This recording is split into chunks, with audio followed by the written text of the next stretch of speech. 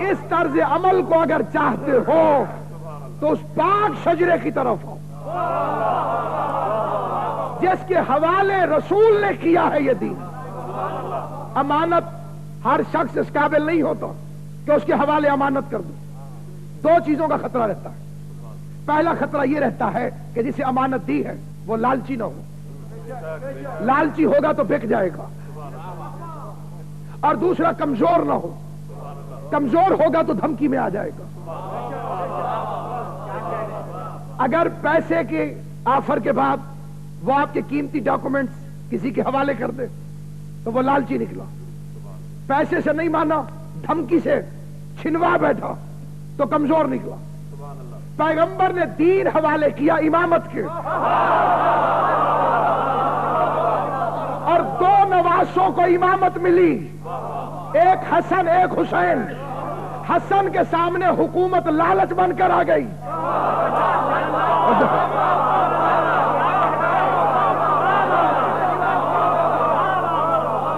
اقبال فرماتے ہیں ان کے بخشد بے یقینہ راہ یقین, پشت پاؤ زد پر سرے تاج و نگین.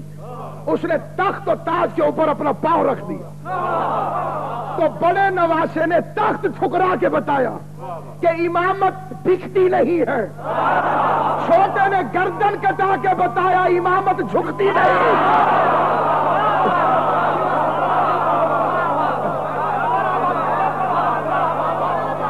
محفوظ ہے دین.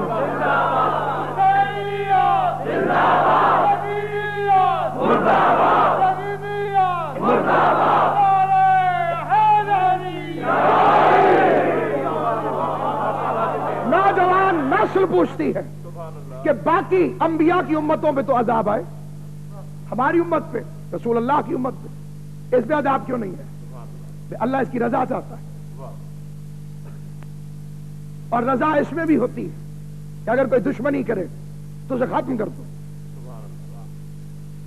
اس نبی میں اور باقی نبیوں میں یہ فرق بھی یادگار رہے گا.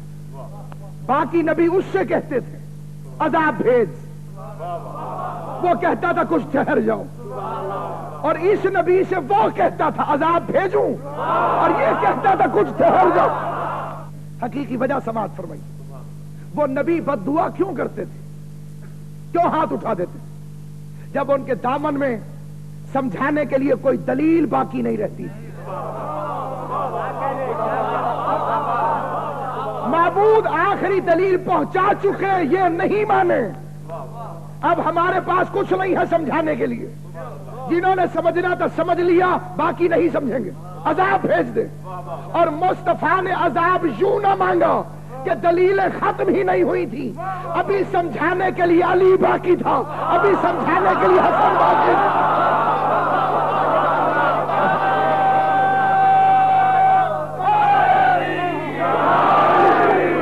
ابھی سمجھانے کے لیے 12 امام باقی تھے, اور جو آخری کی بات بھی نہیں سمجھے گا پھر اس پہ قیامت عذاب بن کر نازل ہوگا. جتنا بڑا نبی ہے اتنا بڑا عذاب بھی آنا چاہیے. نہ ماننے والوں کے لیے تو قیامت آئے گی ان کے لیے عذاب بن کر, کہ جو اس کی آخری حجت کی بات کو نہیں سمجھیں گے, جو اس کی آخری دلیل کا انکار کر دیں گے. یہی سبب ہے کہ اللہ نے فرمایا وَإِن لَمْ تَفْعَلْ فَمَا بَلَّغْتَ رِسَالَتَهُ. اگر آپ نے یہ اعلان نہ فرمایا تو رسالت کا کوئی کام ہی نہیں, کیونکہ دین کو محفوظ رکھنا ضروری تھا, اور امامت دین کی حفاظت کا وہ ذریعہ ہے کہ جس کو اللہ نے سیکورٹی سٹاف بھی قرآن سے عطا فرمایا. انما یرید اللہ لیذھب,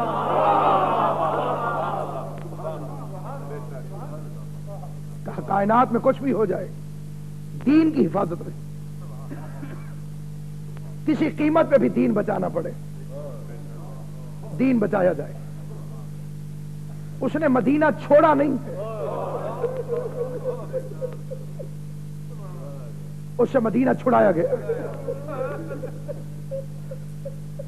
کچھ روز اور مدینے میں رہ جاتے تو جیسے اسی مدینے میں امام حسن کو زہر دیا گیا تھا,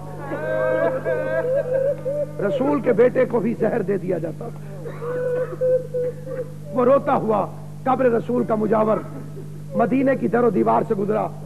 تاریخ تو خاموش ہے لیکن میرا دل کہتا ہے کہ جب ان گلیوں کو دیکھا ہوگا جن میں نانا کے دوش پر زلفوں سے کھیلتا ہوا گزرتا تھا, کس رنگ میں چلا ہوگا وہاں سے حسین. مکے پہنچے, بڑی محبت تھی حسین کو مکہ سے کیونکہ اس میں اللہ کا گھر تھا.